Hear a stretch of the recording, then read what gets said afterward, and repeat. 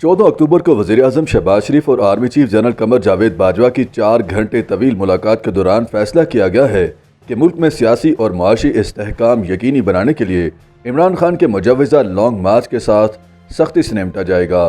2 बड़ों की मुलाकात में आर्मी चीफ के अलावा फौज की जानिब से DGISI lieutenant general Nadeem Anjum, DG military operations और कोर कमांडर पेशावर ने शिरकत की, जबकि हुकूमत साइड से वज़ीर दाखिला राना सनाउल्लाह, कमर जमान कायरा, मौलाना असद महमूद, अमीर मुकाम, मियाँ इफ्तिखार हुसैन और मोहसिन दावड़ शामिल हुए। बाखबर ज़राए का कहना है कि मीटिंग का एक और बुनियादी एजेंडा खैबर पख्तूनख्वा के मुख्तलिफ इलाकों में तहरीक पाकिस्तान के जंगजू की वापसी है, जिसके खिलाफ स्वात में बड़े पैमाने पर अवामी मुजाहरे भी हो रहे हैं। सीनियर सहाफ़ी नजम सेठी के मुताबिक वज़ीर आज़म और आर्मी चीफ की मीटिंग का बुनियादी एजेंडा इमरान खान के मुजव्वज़ा लॉन्ग मार्च से निमटने की हिकमत अमली बनाना था। उनका कहना था कि लॉन्ग मार्च के जरिए मुल्क में सियासी अदम इस्तेहकाम पैदा करने की इजाज़त नहीं दी जाएगी, क्योंकि मुल्क की मईशत पहले ही तबाहाल है और मज़ीद तबाही की मुतहम्मिल नहीं हो सकती। नजम सेठी का कहना था कि इमरान खान की सियासत इस वक्त जमूद का शिकार हो चुकी है, क्योंकि फौरी नए इलेक्शन के इम्कानात ख़त्म हो चुके हैं और नया आर्मी चीफ भी हुकूमत अपनी मर्जी से लगाने जा रही है। उनका कहना था कि इन हालात में इमरान खान जहां इस वक्त खड़े हैं, आने वाले दिनों में भी यहीं खड़े रहेंगे और उनको दबा के रखा जाएगा। ज़्यादा इम्कानात यही हैं कि इमरान खान के हालात मज़ीद दगरगो होंगे और वो नाअहली के बाद गिरफ्तार भी हो सकते हैं। नजम सेठी ने कहा कि हुकूमत अपनी मुद्दत पूरी करेगी और आइंदा आम इंतखाबात अपने वक्त पर ही होंगे।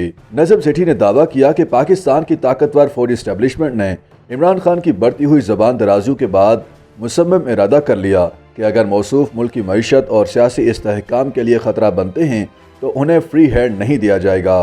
उन्होंने कहा कि अगर खान साहब लॉन्ग मार्च का ऐलान करते हैं तो उन्हें इस्टेब्लिशमेंट की जानिब से किसी किस्म की सहूलत नहीं मिलेगी, बल्कि उन्हें बड़ा सख्त रद्द अमल दिया जाएगा। इस मामले में हुकूमत और फौजी इस्टेब्लिशमेंट एक पेज पर हैं। मुल्क में अमन अमान के क़याम में हुकूमत को फौजी इस्टेब्लिशमेंट की मुकम्मल हमायत हासिल है और इसी वजह से इमरान खान बहुत मायूस नजर आ रहे हैं।